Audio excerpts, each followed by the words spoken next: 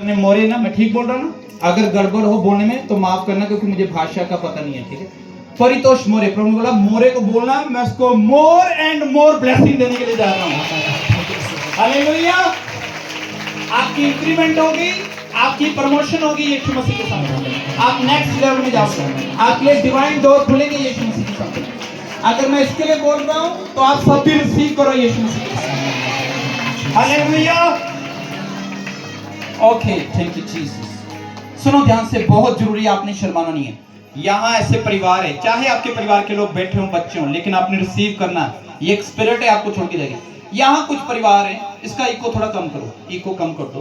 परिवार हैं जिन्होंने अपने परिवार के गुजारे के लिए या बच्चों की फीस के लिए या कर्जों को खत्म करने के लिए उन्हें अपने घर का सामान बेचना पड़ा। वो घर का कोई भी सामान हो सकता है, घर का गुजारा करने के लिए। ये पुराना समय भी हो सकता है, ये चल रहा समय भी हो सकता है, ये 5 साल पहले भी हो सकता है, 10 साल पहले भी, अभी भी हो सकता है।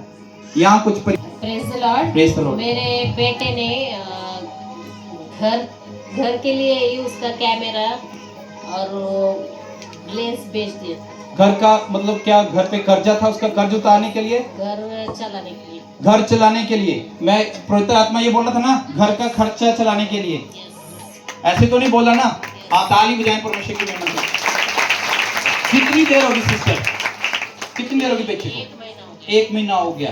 वो मतलब वो काम करते हैं, कैमरे का ऐसे काम करते हैं। अभी वो आए हैं, यहाँ पे हैं? अभी नहीं है, लेकिन उसने बेच दिया। अभी लिया तो नहीं है? लिया दूसरा कैमरा, अभी 3 महीने हो गए, सलग 3 महीने उसने बेच दिया। अच्छा, तो प्रभु का अनुग्रह काम कर रहा है, इस पीरियड से आपको फ्री कर रहा है। अब वो समय नहीं आएगा कि आपको घर की चीजें बेचनी पड़े। यहोवा जीरे परमेश्वर, प्रबंध कराने वाला परमेश्वर आपको प्रबंध करा के देगा यीशु मसीह के सामने।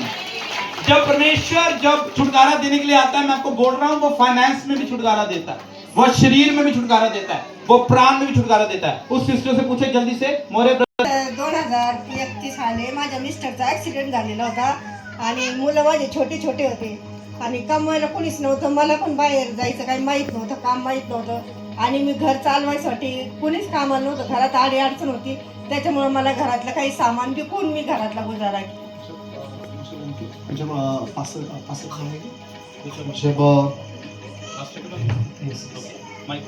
पास्टर के पिताश्री का एक्सीडेंट हो गया था, तब घर चलाने के लिए, घर का जो खर्चा करने के लिए, जरूरतें पूरा करने के लिए उन्होंने घर की जो चीज़ है वो बेच के वो घर के बच्चे को परवरिश की और घर चलाया। दासों की लाइफ भाई साहब आसान नहीं होती है। ऐसे नहीं दास खड़े होते हैं, उनको दुगना आदर क्यों मिलता है? क्योंकि उन्हें दुगना दर्द सहा होता है। हालेलुया! ऐसे नहीं प्रभु ने बोला कि दास जो है दुगने आदर के योग्य। सुना पास्टर की मम्मी, आपके मम्मी पास्टर जी, आपके पिताजी का एक्सीडेंट हुआ ना, तो क्या क्या बेचा घर का मम्मी? मांडनी बेचा, टीवी बेचा, बर्तन सब बेच डाली मैंने। मेरे पास जरूरत लाने के डब्बा भी नहीं था, मैंने सब बेच डाला था, लेकिन बच्चे की परवरिश की और मेरे आदमी को खड़ा कर दिया। अब अच्छे नहीं, प्रभु ने कहा अगर तुम मेरे सामने शर्माओगे, कल को मेरे राज्य में आओगे तो मैं भी शर्मा जाऊंगा। ये मेरे सामने अंगीकार नहीं कर रही है, किसी संसार कलीसिया के सामने अंगीकार नहीं कर रही। मेरा प्रभु वहां सिंहासन पर विराजमान है। प्रभु ने मुझे बताया और वो खड़ी हो रही है और बोली, हाँ प्रभु तू जानता है मेरे हालातों को।